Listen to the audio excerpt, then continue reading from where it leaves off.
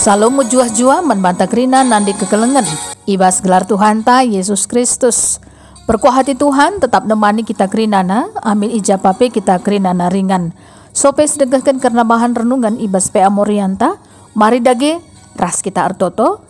Bapa kami siringan ibas kini Rajaan Surga. Tetap kami ngatakan bujur man bandu.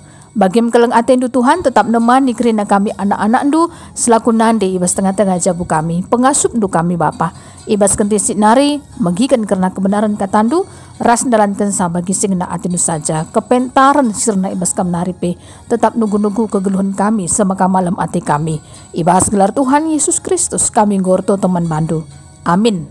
Bahan renungan ta ibuat ibas Lukas sada ayat 20 siwah 30 waluh baginda mengkerna kata di bata sengget kel Maria megi kata malaikat jenari nungkun ibas ukurna entah kai erti kata maka nina malaikat dai man bana ola kambiar Maria sebab enggo ibrekan di bata perkuah hati naman bandu mehuli pagi kulandu jana ipupus do sada anak dilaki bahanlah gelarna Yesus ia pagi jadi kalak simbelin dengan igelari pe anak di bata si meganjang nekel Tuhan di bata pagi, jadikan ia jadi raja bagi ninina Daud. Jana ia mau pagi raja man kesusurun Jakub serasa lalap. Kini rajana la erkerikrin. Ngaloi Maria man malaikat dai, kuga banci jadi eman bangku. Sebab aku sing udah dengar. Erjabab malaikat nina, kesah si badia pagi nusur kubabondu, janah kuasa di bata ringan ibaskam. Perbahan sieme, maka anak si ipupus du pagi, badia. Jana igelari anak di bata nehenlah kade-kadendu Elizabeth ikatakan kalak maka ialah banci mupus tapi enggo pe 6 bulan kan muhuli kulana amin nagia ia enggo metua sebab lalit si metahan ibas di bata ngalui Maria kundeskan diring kuman Tuhan janah jadilah ibas aku bagi singgo ikatakan due kenca bagi itadingkan malaikat dai ia si bare mengkerna bahan renungan tak endah tema ngatakan sa ngendeskan diri jadi perkakas di bata.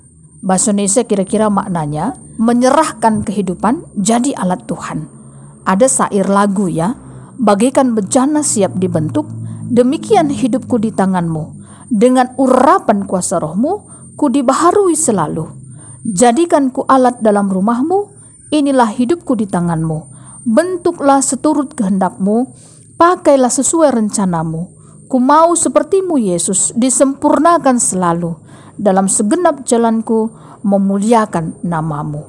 Artinya menyerahkan kehidupan kita selaku nande di tengah-tengah kehidupan keluarga kita untuk menjadi alat Tuhan, menjadi perkakas di bata dalam kita menjalankan tugas-tugas kita di dunia ini dengan baik.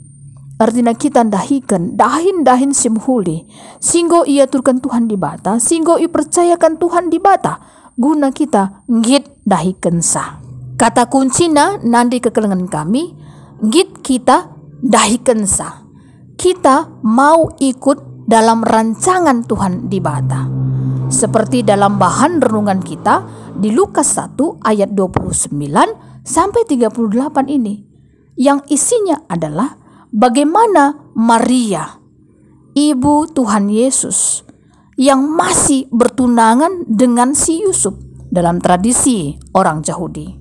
Ketika masih bertunangan, tentunya harus dijaga hubungan dengan baik. Tetapi apa yang terjadi? Malaikat Tuhan yang namanya Gabriel mengatakan kepada Maria, dia mengatakan salam kepada Maria. Hai engkau yang dikaruniai, Tuhan menyertai engkau. Dan ternyata Maria sangat terkejut sekali mendengar kata itu. Dia bertanya dalam hatinya apakah arti salam itu.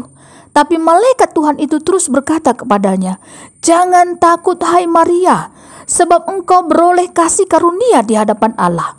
Sesungguhnya engkau akan mengandung dan akan melahirkan seorang anak laki-laki dan hendaklah engkau menamai dia Yesus. Ia akan menjadi besar dan akan disebut anak Allah yang maha tinggi. Dan Tuhan Allah akan mengaruniakan kepadanya tahta Daud, bapa leluhurnya. Dan ia akan menjadi raja atas kaum keturunan Jakub sampai selama-lamanya. Dan kerajaannya tidak akan berkesudahan. Mendengar kata malaikat itu, Maria mengatakan, Bagaimana hal itu mungkin terjadi? Karena aku belum bersuami." Tapi malaikat itu mengatakan kepada Maria, "Roh Kudus akan turun atasmu dan kuasa Allah yang Maha Tinggi akan menaungi engkau. Sebab itu anak yang akan kau lahirkan itu akan disebut kudus, anak Allah." Dan malaikat Tuhan terus mengatakan dengan membuktikan, "Sesungguhnya Elisabet, sanakmu itu, dia pun sedang mengandung seorang anak laki-laki pada hari tuanya. Dan inilah bulan yang ke-6 bagi Elisabet yang disebut mandul itu. Sebab bagi Allah tidak ada yang mustahil." Malaikat Tuhan memperkuat kata-kata ini kepada Maria, supaya Maria percaya bahwa tidak ada yang mustahil di dalam Tuhan. Lalu apa kata Maria kepada malaikat itu? Di ayat 38, "Sesungguhnya aku ini adalah hamba Tuhan, jadilah padaku menurut perkataanmu itu." Lalu malaikat itu meninggalkan dia. Artinya, Maria sungguh-sungguh menerima apa yang menjadi kehendak Tuhan di dalam kehidupannya, walaupun dia harus menanggung resikonya. Karena dalam tradisi orang Yahudi, hamil di luar nikah, konsekuensinya harus dirajam sampai mati, harus dilempari dengan batu. Kita bisa bandingkan ya di Ulangan 22 ayat 23 sampai 24. Tapi Maria menyadari dirinya bahwa dia adalah hamba Tuhan. Sebagai hamba Allah, Maria tunduk, taat, berserah, tidak memperhitungkan harga dirinya sendiri. Di sini ada suatu pengorbanan ya. Bagaimana Maria percaya tuntunan Tuhan yang akan menolongnya, dan dia membuktikan bahwa kehidupannya adalah orang yang rendah hati. Dia mau berjalan dalam pimpinan Tuhan. Bagaimana aplikasinya sekarang dalam kehidupan kita selaku nande di tengah-tengah Jabunta?